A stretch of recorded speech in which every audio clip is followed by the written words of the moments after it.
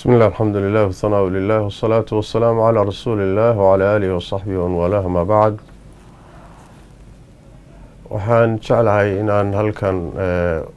tacsiyo iyo duco ka jeediyo musiibadii ka dhacday suuqa ganacsiga magaalada Hargeysa inaan uga tacsiyeeyo dhammaan intii dhibaatadu ka soo gaadhay iyo bulshada Soomaaliyeed ilaahayna aanu weydiino tabaaraka wa tacaala inuu waafajiyo sabir بدل خير قبنا إلهي السيء تبارك وتعالى مصيبة يدب كاسو قاري runtii dhibku meesha ka dhacay dhib aada u culus weeye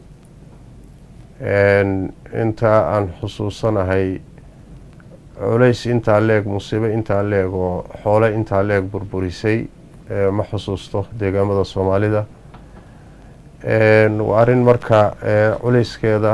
iska leh keliyata kuma dhicin dadka xooluhu ka burbureen ama xooluhu ka gubteen laakiin sida la ogsoon yahay bulshada Soomaaliyeed waa dad isku dul nool oo isla nool in badan oo ama masaakiin ahaa oo ku dul noolaa ama qaraabo ahaa ayaa dhibku gaaraya dad badan oo hanti lahaa baa maanta muxuu ahay waxba haysanin oo masaakiin iyo fuqara noqday marka arintu arin culays aad u badan leh musiibo culus weeye runtii bulshada ku timid ilaahay tabaaraka wa tacaala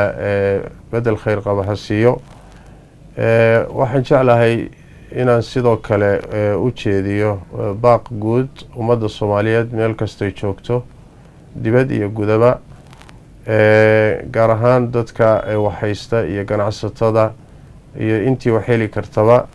in loo gurmado dadkaas dhibaatadu gaadhay wixii mushkilada iyo dhibkaasi lagala qayb qaadan karo ama laga khafiifin karo in laga qayb qaato sidii dhaqanka inoo ahaan jirtay markii dhibaatooyinka noocan oo kale guud ay dhacaan in loo gurmado dadka dhibaatadu gaadhay iyo ummadda musiibadu ku dhacday waxaa keenaya iimaanka iyo islaamnimada inaga dhaxaysa dhalashada iyo walaalnimada inaga dhaxaysa ayaa keenaysa arinta iyada ah marka meel walba la joogaba arinta insha Allah tacaala halaysu xilqaamo hana loo gurmado walaalahaas dhibaatadu gaadhay gaar ahaan waxaan jeclahay inaan si gooniya ganacsatada reer Kenya ee Soomaalida ah aan insha Allah tacaala ugu baaqo inaan isugu nimaadno fadhiyo iyo kulamo isugu nimaadno insha Allah tacaala bal arinta aan kaga tashano runtii xilliga ay musiibadu ku soo hagaagtay oo xilli abaaro jiraan oo abaarahii ay meelo badan ay dadkii ay dhib u geysteen oo halakeeyeen xoolo badan baabi'iyeen ramadaankii oo soo galay oo culeysyadiisa wata dhanka nolosha marka la yiraahdo waqtigay ku soo hagaagtay iyaduna waqti runtii culeyskiisa leh weeye marka bal reer Kenya iyo ganacsatada reer Kenya iyo culimada iyo inta wax garadka ah balanagan insha Allah tacaala kulamo isugu nimaadno bal arinta aan kaga tashano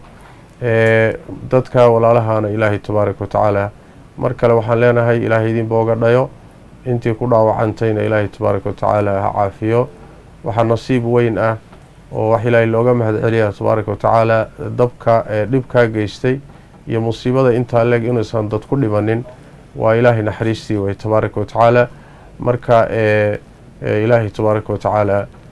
wixii masaa'ib soo socdana Allah inaga ilaaliyo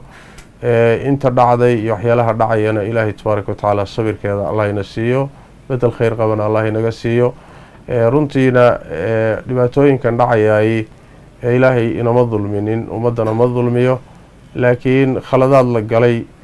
natiijo ka dhalanaysa weeye arintaasina waxay u baahan tahay inaan muraajacayno bal nolosheena dib ugu noqono wax badan saxno ilaahay loo toobad keeno tabaaraka wa tacaala aad baan idinku mahad celinayaa dhammaantiin waxaan isku ognahay insha Allah tacaala sidii caadada inoo ahayd inaan hawshaasi ka gurmano oo ololaheedii iyo gurmadkeedii aan bilowno insha Allah tacaala Allah ina waafajiyo khayr oo dhan xumaan oo dhan Allah ina garamariyo. Wassalaamu calaykum waraxmatullaahi wabarakaatuh.